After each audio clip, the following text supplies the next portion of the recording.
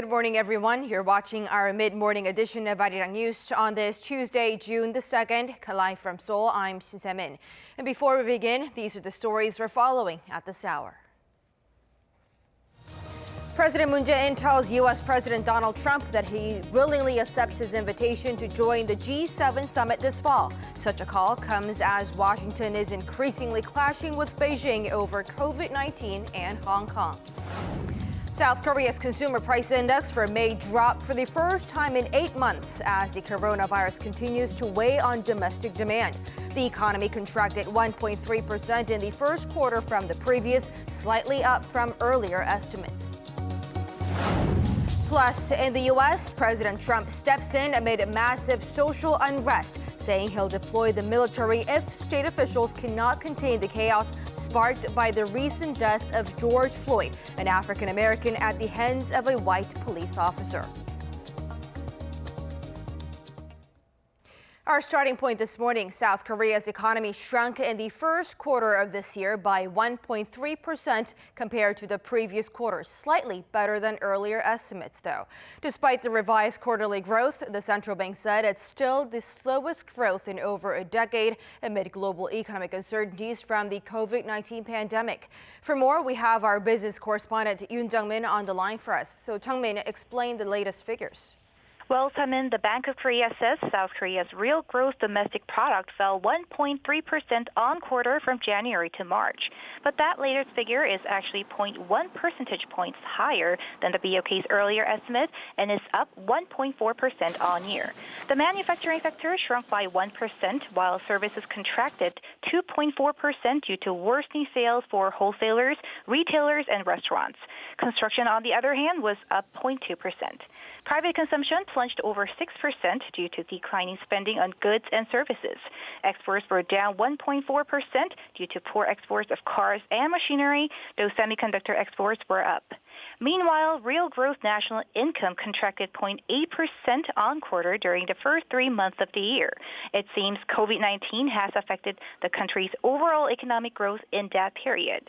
The central bank also released data this morning showing that gross national income per capita was tallied at $32,115 last year, down over 4% on year. Right, Jung-min, and on top of that, we also learned that the country's key measure of inflation dropped 0.3% in May, the first decline in the past 8 months. And this, too, is largely because of the ongoing COVID-19 pandemic. Well, that's right, Taemin. South Korea's consumer price index was down 0.3% on year in May, posting the first negative growth in 8 months. Statistics Korea attributed the current contraction to falling oil prices and lower public services costs. Petroleum product prices plunged over 18%, while industrial goods prices declined 2%. The price of agriculture and fishery products, however, went up around 3%. The statistics agency said private consumption fell mostly from the supply side rather than from the demand side, dismissing concerns of deflation. That's all from me at this hour. Taemin. Thank you, our Yoon Jung-min, with those latest. President Moon Jae-in says he'll go to the G7 summit this fall after his U.S. counterpart Donald Trump suggested the South Korean leader join the premier gathering of world leaders this fall. Speaking over the phone on Monday, officials said they discussed a range of economic and national security issues, including the COVID-19 pandemic. Our presidential correspondent Kim Min-ji with the details. President Moon Jae-in says he's willing to accept U.S. President Donald Trump's offer to join the G7 meeting, saying South Korea will play its role in the areas of COVID-19 quarantine and economy. Seoul's top office said the two leaders spoke on the phone for 15 minutes on Monday at the request of President Trump.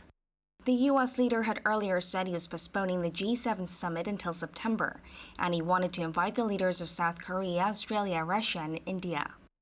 During Monday's phone call, President Trump reiterated the G7 is outdated and doesn't represent the current international situation, saying that with the additions, it could be expanded to a G11 or G12. President Moon welcomed the idea, saying the G7 has limitations in dealing with global issues and finding solutions. He stressed that if the expanded summit is held in face-to-face format, it would be a milestone in light of the COVID-19 crisis and would be a signal that the world is returning to a normal life and economy. The two leaders also agreed that adding Brazil would be appropriate, given its population, economy, and regional representation.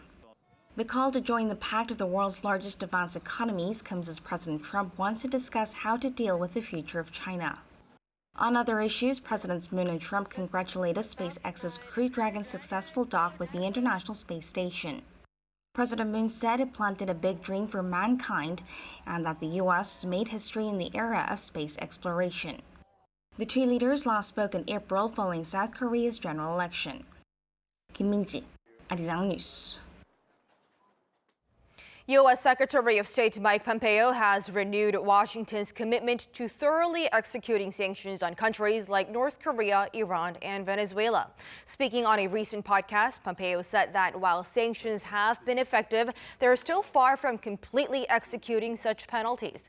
His comment comes as the first of 5 Iranian oil tankers entered Venezuelan waters, carrying more than 1 million barrels of crude oil, despite both countries being subject to U.S. sanctions.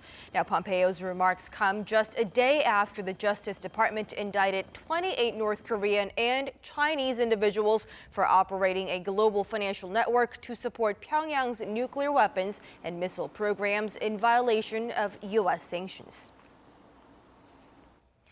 After U.S. President Donald Trump announced his intent last week to terminate Washington's decades-long U.S. relations with the WHO, the UN Health Agency's chief has responded, saying he hopes for the collaboration to continue.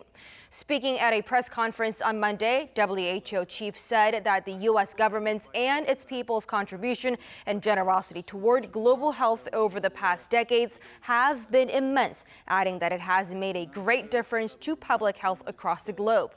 The U.S. had a major role in founding the UN body back in 1948 and is also the WHO's top funder, providing around $450 million a year.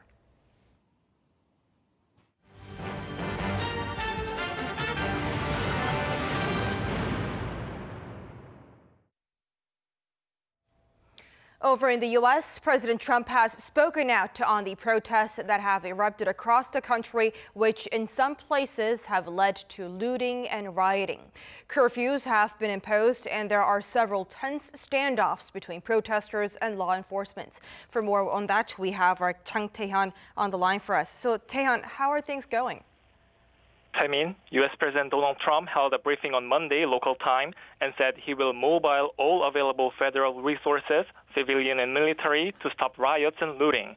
He said he will order the mayors and governors to deploy the National Guard in sufficient numbers to control the situation, and that he was even willing to deploy the U.S. military if necessary. To stop the violence. As we speak, I am dispatching thousands and thousands of heavily armed soldiers, military personnel, and law enforcement officers to stop the rioting, looting, vandalism, assaults, and the wanton destruction of property. He added that anyone who threatens innocent life and property will be arrested, detained, and could be sent to prison. Protests have spread to over 140 cities across the U.S. after George Floyd, a black man, was killed in police custody in Minneapolis on Memorial Day. A video showing police restraining Floyd, who pleaded that he can't breathe while a white officer pressed his knee on Floyd's neck, has sparked outrage against police brutality. Now, Tae-hyun, it looks like the situation in that country is getting worse and more heated by the hour. But at the same time, I believe the United States is also the country with the highest number of COVID-19 cases in the world. Has there been any concerns about the spread of the virus amid this brutal protest? Yes, health authorities are worried that the coronavirus could rapidly spread during these protests. According to data from Johns Hopkins University, around 20,000 more people in the U.S. were confirmed with coronavirus on Sunday.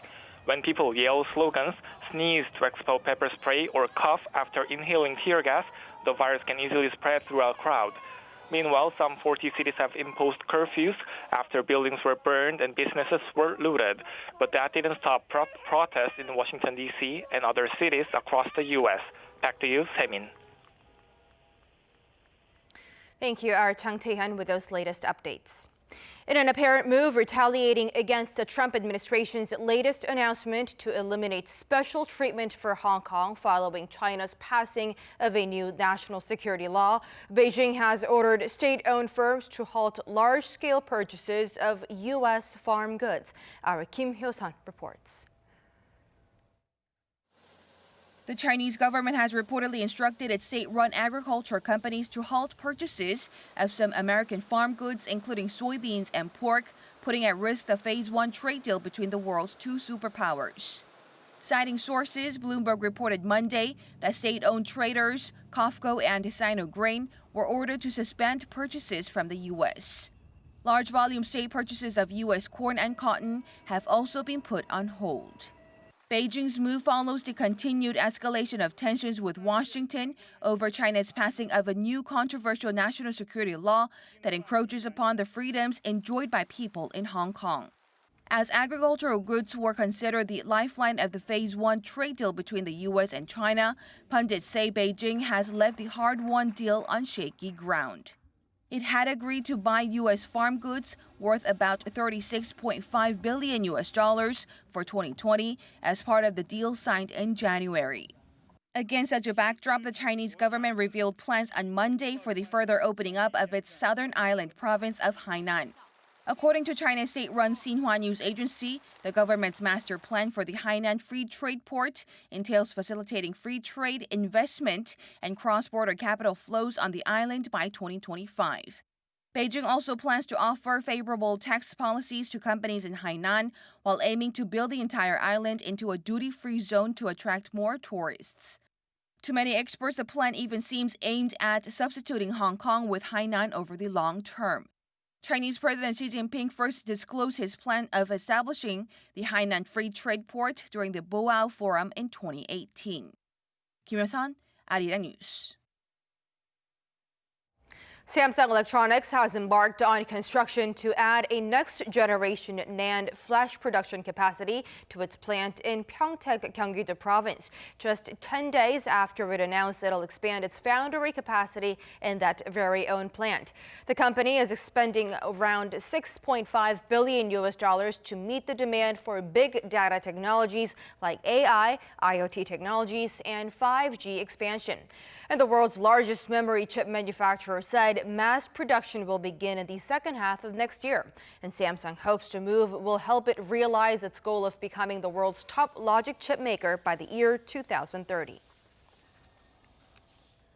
Qatar Petroleum has signed shipbuilding agreements with South Korea's big three shipyards to buy more than 100 ships in a deal worth more than $19 billion, the largest LNG ship contract in history. Industry sources say that three South Korean companies, Daegu Shipbuilding and Marine Engineering, Hyundai Heavy Industries, and Samsung Heavy Industries, will construct around 40 ships each by 2027. No details on how much each shipbuilder will be burdened with LNG production exactly, but the latest deal is seen as welcoming news for an industry that's been undergoing a torrid time of late.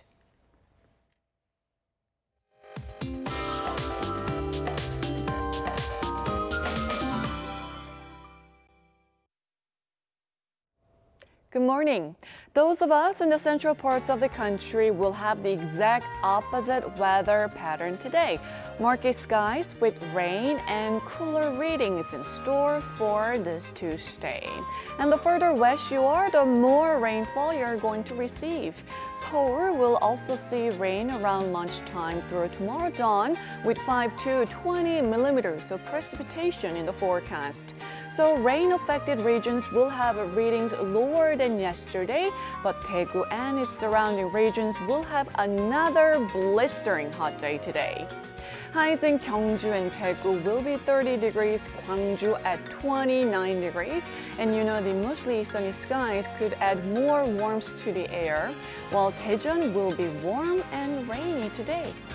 Seoul will also notice temperatures rising day by day, and by Sunday, highs will soar to 30 degrees Celsius here, while there will be light rain again on Thursday for the central parts of the country. That's Korea for you, and here's the international weather for news around the world.